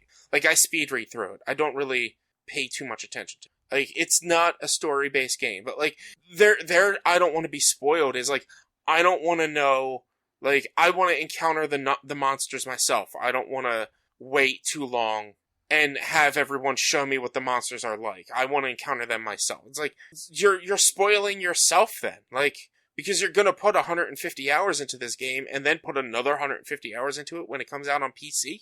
Well, I don't want to put too much time into it because I don't want to end up grinding and, like, this is the Monster Hunter, mindset. Like, when you play the demos, you don't carve the monster and you don't pick up any of the shinies. Because if you do, you're going to get that rare item that you're always going to need in the demo that won't carry over into the main game, and then you'll never get the thing in the main game. Because that's how we believe Monster Hunter RNG to be. So then it's like these people that are like, I don't want to put in too much time, like 150 hours, and wear myself out and not play it when I get it on PC. It's like, well, you're already breaking your RNG by playing it so much on here. Like, why get it on both? I have a good PC. I'm gonna get it on PC. I have better load times on PC. I'm like, okay, but you can only play with you two. Not everyone has a PC that can play this game like that. Well, maybe you should get a PC that can play it so you can play with people. You know, I honestly probably won't pick it up. Like, I will not buy a game twice unless it's on a really good sale. So if everyone agrees to get the Monster Hunter on the next Monster Hunter game, say it comes out on PS5 and everyone agrees to get it on PS5, I'll get it on PS5. I'm not going to get it on PC. But if they're like, well, we're just going to wait for the PC, I'll wait for the PC. I have no problem waiting. Like, I'd much rather wait. I don't care about monster spoiler because it's eventually all going to be boiled down to the same monsters: Teostra, Lunastra, and this Elder Dragon, that Elder Dragon, and Kushaladora, and this and that, and it's always going to end with the same final monster because that's how every Monster Hunter ends, is with the same final monster. So, like, there's no real spoilers when it comes to Monster Hunter. I just want to play the game, and I want to play the game with my friends. That's all. Yeah, which, I mean, that's kind of like that's kind of the whole shtick with that game is, yeah, you can do that stuff solo, but it seems like it's less fun for people that actually want to do it. Yeah, it is. Like, I've sent messages to these people, like, hey, look, check out this set that that solo can kill the final boss in 4 minutes. Like, but why? What's the point? So we can grind out and have the charms that we need? Well, the charms are broken. Are they broken for you, though? Do you know that for sure? Are you getting the same 8? Because if you're not, they're not broken for you. Like, and that's the weirdest thing about the bug, is it's not broken for everyone. Certain people are getting a repeat of their charms. Not everyone. Yeah, that's... Yeah. Yeah. Or the people that aren't getting the repeats actually just not playing enough to notice that they're getting the repeats. You would know if you got the repeats within 3 uses, because you get 4 per. So if you're getting the same 8, you would have gotten a repeat by the 3rd time you did it. Okay, well, that's fair. Yeah. Well, do you want to tell us about Godzilla and a bunch of monsters, including Mothra? Yes. So this week, the Kaiju Corner was Godzilla, Mothra, King Ghidorah, Giant Monsters All Out Attack from 2001. I'm still surprised that, like, this is just from 2001. Also, I was pretty damn close on that title. You were. Well, yeah. I mean, we talked about it a lot last week. I actually mentioned it a few times during Brose, and I kept getting the name wrong. I honestly kept almost calling it just Godzilla vs. Kong, and I'm like, no, that's not it. Or Godzilla King of Monsters. I'm like, no, that's not it. It's because it's fucking stupid name. Godzilla, Mothra, and King Ghidorah, Giant Monsters All Out Attack. With Baragon, because Baragon's not. It plays kind of a big part, but it's not in the title. Yeah, but you know what? I thought about it afterwards, and it kind of makes sense that he's not in the title, because it seems like he's like the unknown factor, so they want to draw people in with the known factor. Yeah, he has only been in one other Godzilla movie, so it makes sense for them. But this movie was interesting. It was yet again another reboot in this era. So the first 3 movies and the first 4 movies are all reboots. So 99, 2000, 2001, and 2002 all are reboots that they reference in some way, shape, or form 1954, but that is it. And then reboot the series. So they're not continual or anything. But this one was like the most interesting and also the most early 2000s, 90s movie I've ever seen. Like, it is ridiculous. Like, the acting was just so 90s, 2000. And it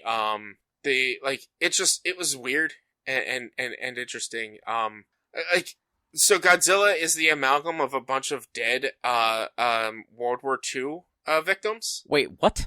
Yeah. So he is the combination of a bunch of dead World War II spirits.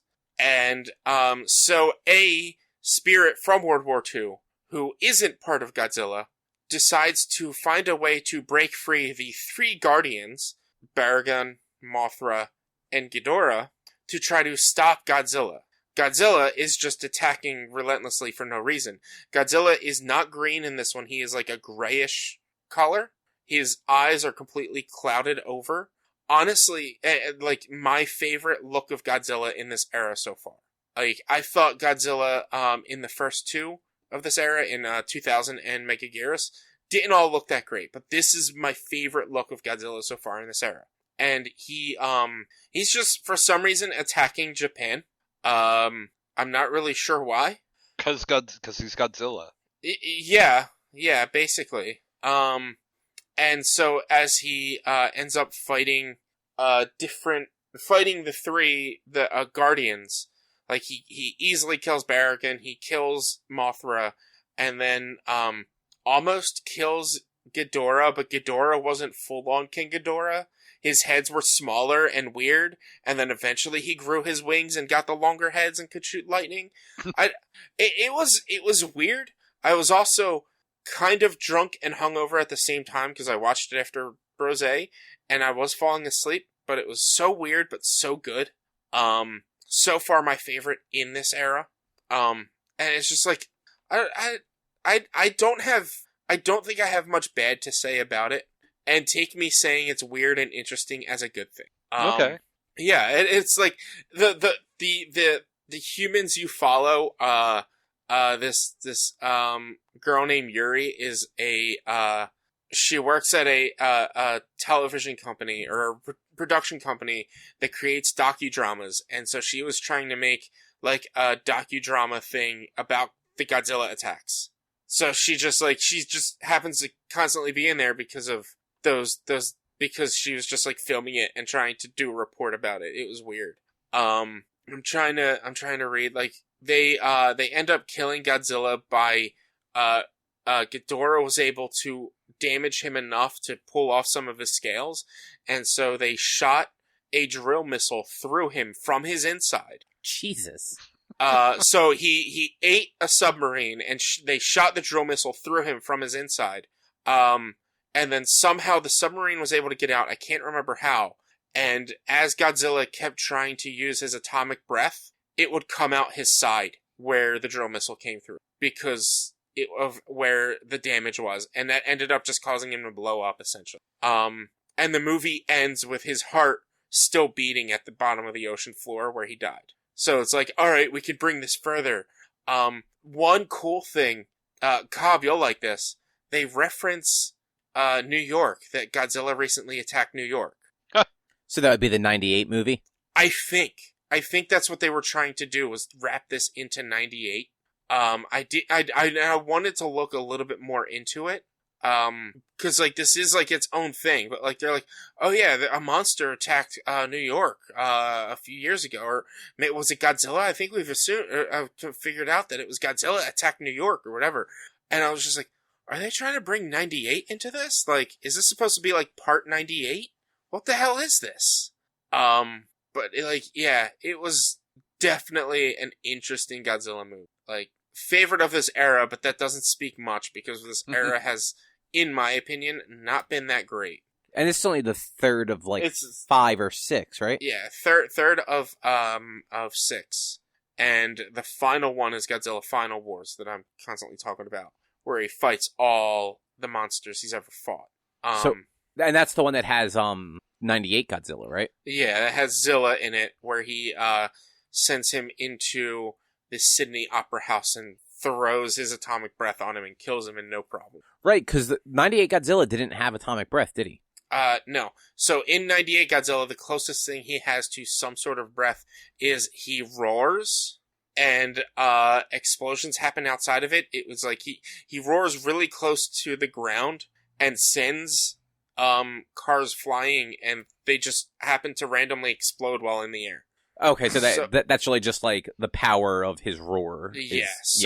I don't know if that was like supposed to signify like he has him using like fire breath or just whatever, but yeah, in Zilla did not have atomic breath. Yeah, it's definitely, I thought about rewatching it on Monday, but I never actually had time to during work and just didn't after, and my rental's over, so I couldn't watch it after that. Slacker. Look, as much as I actually kind of enjoyed this one, I wasn't worth spending another $4 on it. I should have just bought it at that point. Yeah, I mean, that is actually the right answer right there. Yeah. Mm-hmm. Like, if I go to watch it, like, 3 months from now, then that justifies the rental. But if I were to try to rent it right away the day after the rental ended, I should have just bought it. Yeah, you're kind of throwing away money at that point. Yeah. But yeah, the next one, Godzilla against Mechagodzilla. I'll be watching that sometime this weekend. Against. No, that's not again. I said again. It's not again. It's not again. There's never been a Godzilla against Mechagodzilla film. It's been Godzilla vs. Mechagodzilla, Terror of Mechagodzilla, Godzilla vs. Mechagodzilla 2. Now it's Godzilla against Mechagodzilla. Oh, Jesus. Yeah, and then the next one also includes Mechagodzilla. It's Godzilla Tokyo SOS. The only two films that, the only film that isn't a reboot is Godzilla Tokyo SOS. It takes place immediately after, shortly after Godzilla against Mechagodzilla. And then I think Final Wars might be considered a reboot, but, like, it's also Godzilla's 50th anniversary, so they were just like, let's just throw it all in there and who cares? Yeah, that kind of makes sense for the 50th. Yeah. Mm-hmm. Though I forget what I was listening to, but I was listening to a podcast, and they were talking about Kong vs. Godzilla briefly, and like the modern Godzilla stuff. Mm-hmm. And somebody on it said, if you want to watch a good Godzilla movie, go watch Shin Godzilla, which I think that's one that you've mentioned as something coming up in the next era. So it is the movie after Final Wars. It is 2016, and it is a standalone film, and it is the epitome of a disaster movie with Godzilla. And it's just, I've seen trailers, I've seen what Godzilla looks like and things like that, and I'm so pumped to watch that movie that, like, I'm hoping on Amazon I can rent it with subtitles because I don't want to watch it dubbed. Like, that's how good I think this movie is going to be, that I want it subtitled.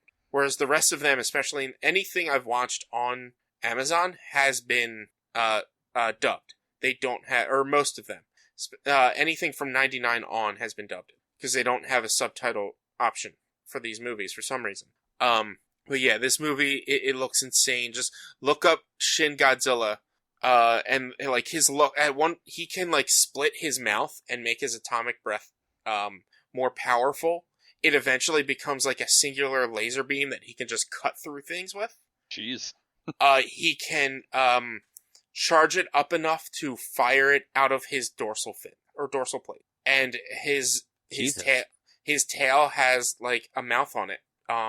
And I had watched things. They had plans on like continuing that and having him. He essentially in Shin Godzilla is a creature that doesn't stop evolving, and so anything they throw at him causes him to evolve to better that and become more powerful, to the point that he becomes like a planet eater essentially, and takes over all of, like, human Godzilla hybrids come off of his tail and start attacking the world. And he essentially just takes over all of the planet, and I think they had plans to have him, like, take over the universe. It's very interesting what they, like, had planned with Shin Godzilla, but I guess they're just not gonna push it forward. But definitely, like, look up screens and images of Shin Godzilla. I think I've talked about this, there's a Godzilla zipline tour thing in Japan that's based off of Shin Godzilla. Oh, that's actually kind of cool. Yeah, and here's what brings it a one up on the Hollywood Godzillas, the Monsterverse Godzillas. It's a guy in a costume still, or at least a guy in mocap. Yeah, I'm actually a little surprised that they haven't gotten like Andy Serkis to mocap Godzilla yet. He might be, and they're just keeping it on the DL. Like, he might be. Because I mean that's right up his alley. Mhm. Yeah, I mean, it definitely is. I mean, I wouldn't be surprised if he did Kong because he's already done all the monkeys in the Planet of the Apes movies. Well, not all True. of them. He did not mocap all of them, but you know what I mean. Yeah. But I think that's a show. Yeah. Yeah. I should be getting my PC on Saturday, apparently. So Oh, nice. that's fun. Is there anything you're gonna do with it right away? Because like the Diablo stuff isn't out for a while still. Yeah, I might see if I can get into the beta with that. My brother and a bunch of his friends play Valorant a lot, and like I tried playing with them once, and that game has pretty low system requirements, so my PC could run it, but not very great. But I'll Your probably new give one should that a be able chance. to. Oh yeah, it's got a 2060. It's a 10th gen i7 processor. It's fairly modern. Yeah. Like- that wasn't a question. That was me like saying like your new PC should be able to run it. Yeah. Yeah, that's the problem with PC and PC gaming right now for me is I really want to get back into playing some more of Valheim, and I want to play 7 Days to Die so bad, but my PC cannot play 7 Days to Die. It doesn't have enough RAM, and the graphical capabilities are just good enough in order to play it because they've done a number of HD patches since the last time I played it. And like, I really do need a new PC. And I'm jealous of you for getting a new PC. It's also going to be hooked up to a 4K TV, so there's also that.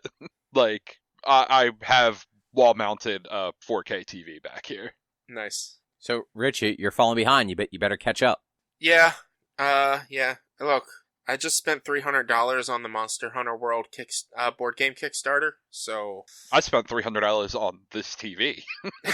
I don't know what else I'm going to be treating myself with for a while. I mean, I think you made the wrong decision. You should have bought yourself a PC. Then you could Nah. play Monster Hunter with all your friends. Mhm. See, I've got time to do that, though. I've got time. It was either I was going to buy the Critical Role, or pre-order the Critical Role statues, or get the Monster Hunter World Kickstarter, and I decided to go with the World Kickstarter. Still sounds Even- like you made a wrong decision between those two. Yeah, I Dude. think I would have went with the This statues. statues were $170 a piece, and there's 2 of them right now. Okay. But like, But- who's gonna play a Monster Hunter board game with you?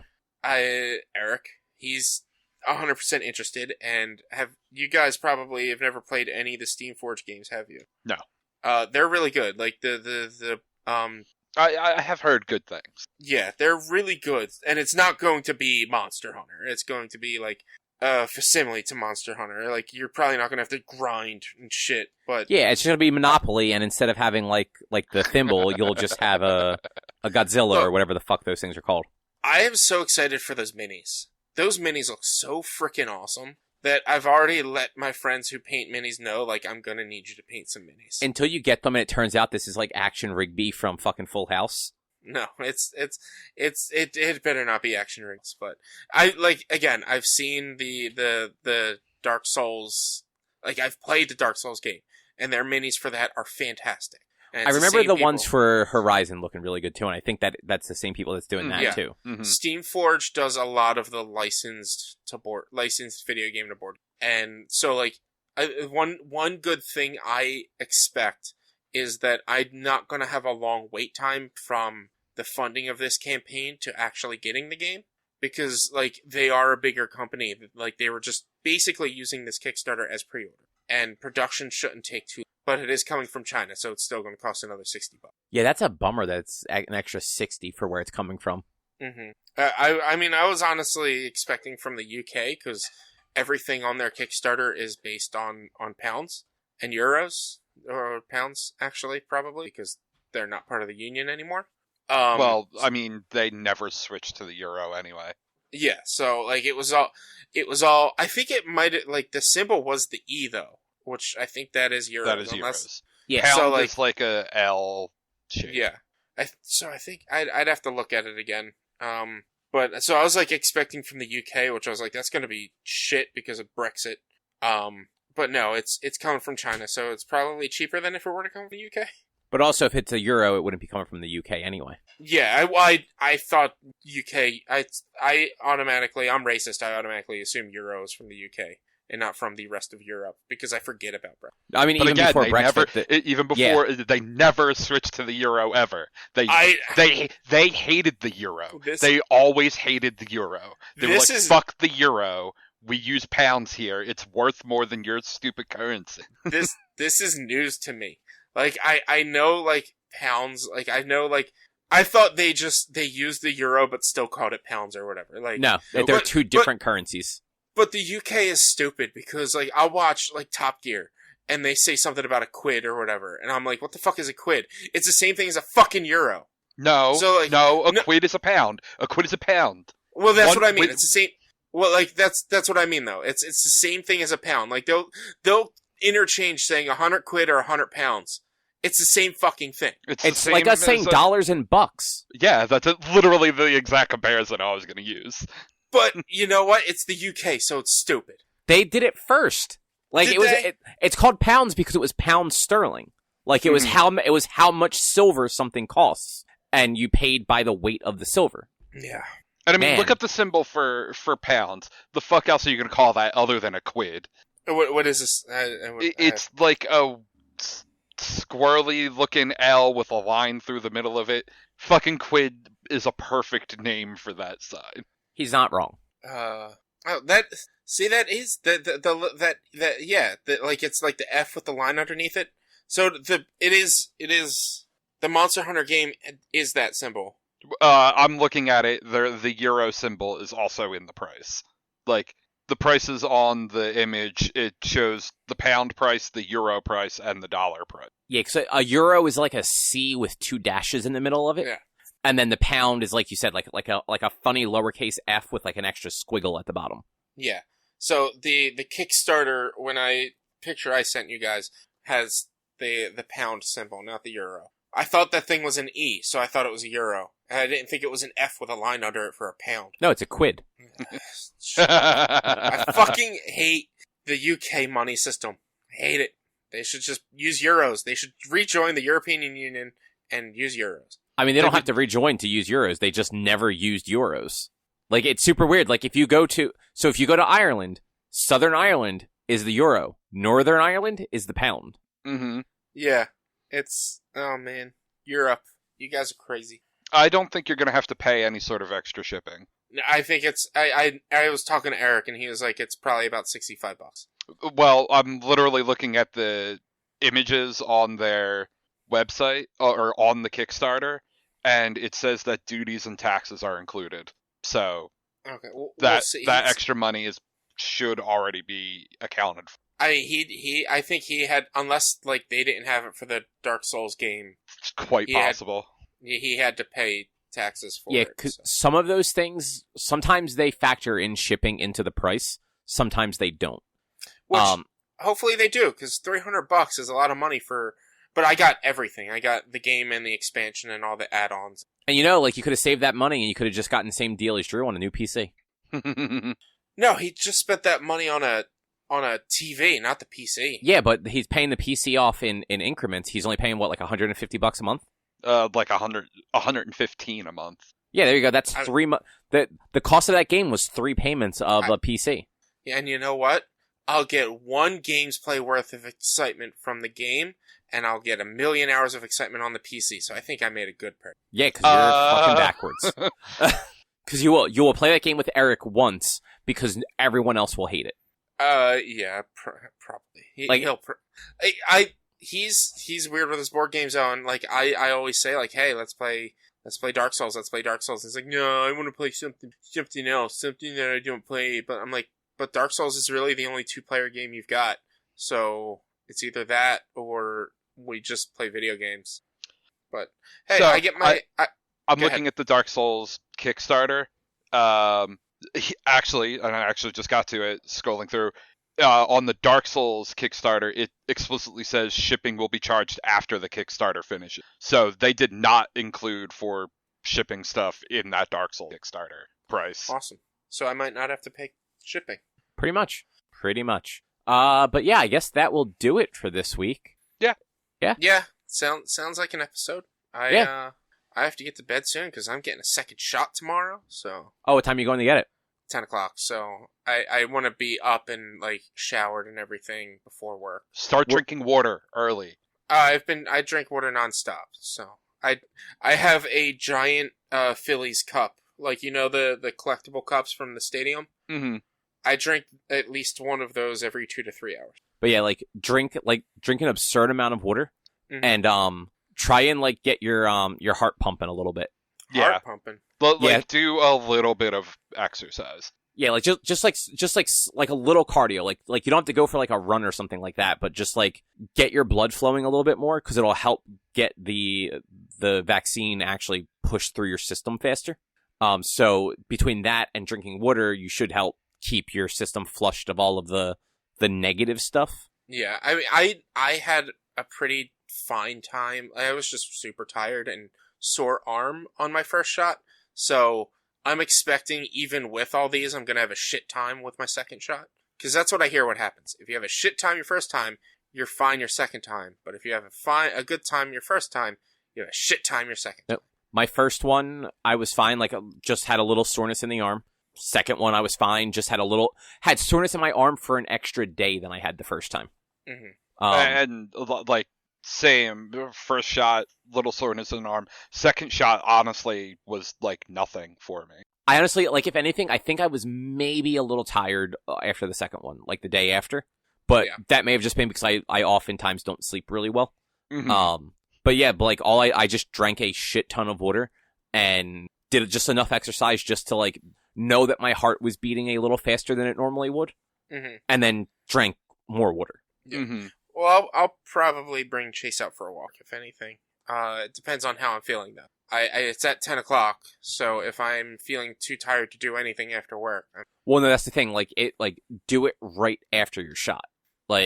Come home and, take him for, a good paced walk. I can't, because my work sucks.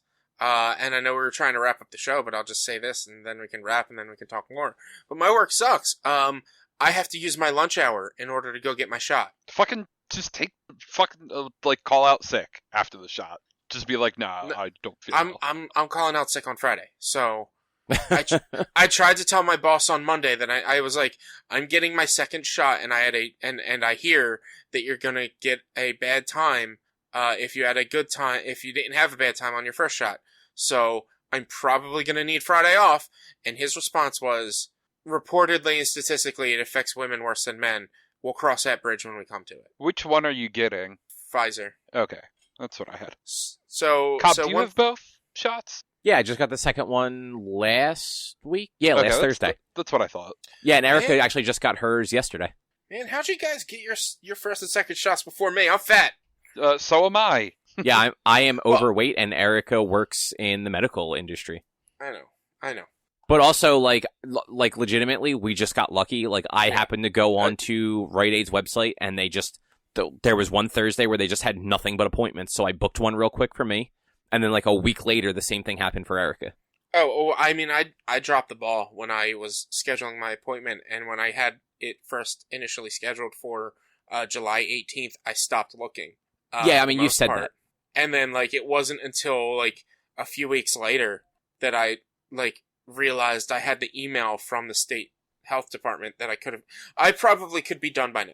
You definitely could. If you had spent any time, because I didn't look until March. The first day I looked was the day I found something for the upcoming Thursday.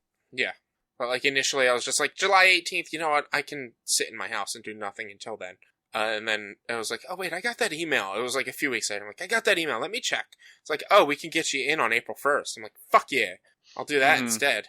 And then, so 22nd, and I'm pretty happy that in 2 weeks from now, I don't have to worry about many things.